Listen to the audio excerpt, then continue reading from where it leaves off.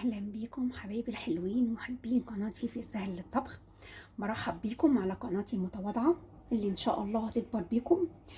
بشكركم جدا جدا على حسن المتابعه، وبشكركم كمان على التعليقات الجميله جدا اللي فعلا بتسعدني وبتشجعني ان انا اعمل لكم فيديوهات تانية جديده، وفي نفس الوقت تكون مميزه وسهله وبسيطه وبرده تكون مفيده.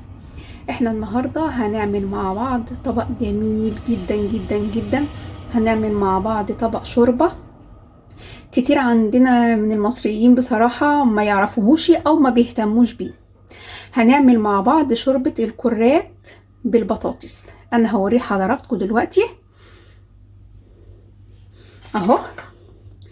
ده شكل الكرات اللي احنا هنعمله النهاردة شوربة. بصوا حبايبي، يا رب ان شاء الله يكون واضح اهو. على فكرة الكرات ده كمان احنا بنعمله محشي بيطلع تحفة جدا. ده الكرات في مصر بيسموه كرات ابو شوشه تقريبا، كرات ابو شوشه. فده بسم الله ما شاء الله بيكون في الشوربه جميل جدا جدا، وفي صينيه التورلي برضو بيدي طعم مميز وجميل. احنا النهارده هنعمله مع بعض شوربه. تعالوا معايا نشوف هنعملها مع بعض ازاي. انا اول حاجه قشرت 3 بطاطسات، هم دول صغيرين مش كبار على فكره. ممكن تحطوا بطاطسيتين 2 بس، او ممكن تستكفوا بطاطسيه واحده كبيره. الكرات انا هنضفه، هشيل الراس اللي فوق دي ده، وهنضفه كويس وهقطعه وهوريه لحضراتكم عشان ما اطولش عليكم في الفيديو. حبايبي انا قطعت البطاطس ودلوقتي بقطع معاكم الكرات اهو. بصوا احنا بنقطعه حلقات صغيره.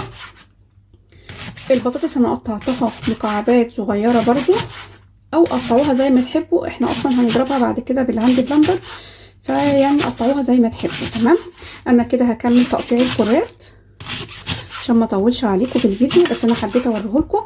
انا ما رميتش كل اللي فيه من فوق، بصوا انا سبت فيه الحته الكويسه اهو، ما رميتش كل الاخضر. تمام. هكمل تقطيعه وهرجع لكم تاني عشان ما اطولش عليكم. بصوا بقى حبايبي، انا قطعت الكرات اهو معانا. تمام.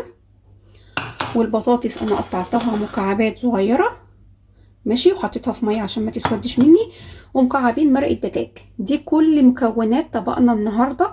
مكوناته سهله وخفيفه وجميله وموجوده في البيت، وما شاء الله هتلاقوا طعم جميل جدا جدا. تعالوا بقى معايا نبتدي على طول نعمله مع بعض. بصوا بقى حبايبي، احنا اول حاجه هنعملها هنحط حله على البوتاجاز، وهننزل بشويه زيت زيتون. انا بحب اعمله بزيت الزيتون. تمام. هنحط شويه،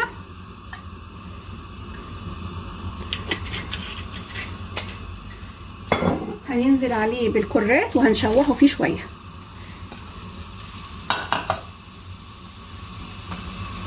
هنشوح فيه حبه لحد ما يتبل معانا.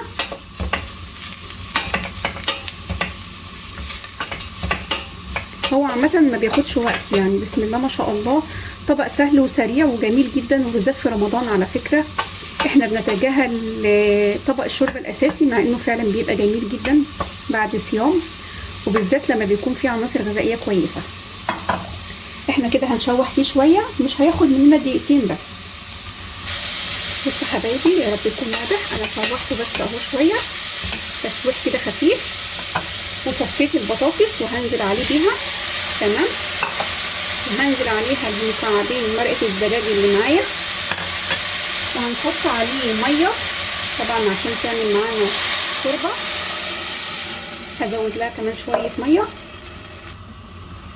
احط لها كمان كوبايه بس. انا كده بقى بالنسبه لي كويس جدا اهي. طبعا في الوقت ده بقى حضراتكم هتدوقوا الملح وهتظبطوه. لو حابين تحطوا زياده كمان على مرقه الدجاج هتزودوا، بس انا بصراحه ما بحبش الاكل حادق، فانا بستكفى بالمكعبين اللي انا بحطهم. هنغطي بقى عليه وهنسيبه لحد ما البطاطس تستوي والكرات، وهرجع لحضراتكم تاني. بصوا بقى حبايبي، انا كده بالنسبه لي الخضار ما شاء الله استوى وبقى جميل جدا، البطاطس والكرات. انا كده هطفي عليهم النار وهضربهم بالهاند بلندر. ممكن تضربوهم في شفشق الخلاط عادي جدا. انا هضربهم بالهاند بلندر وهرجع لحضراتكم عشان الصوت. بصوا حبايبي، شكل الشوربه جميل جدا، وريحتها بصراحه طالعه جميله، وفعلا طعمه بيكون حلو قوي قوي. ان شاء الله تجربوه. انا كده خلاص بالنسبه لي طبق الشوربه جاهز. تعالوا مع بعض نقدمه سوا.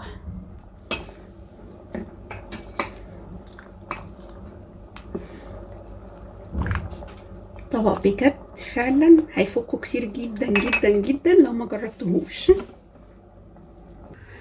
بصوا بقى حبايبي، انا هنا كان عندي بقسماط من اللي هو بتاع الفران اهو. انا كسرته كده بايديا.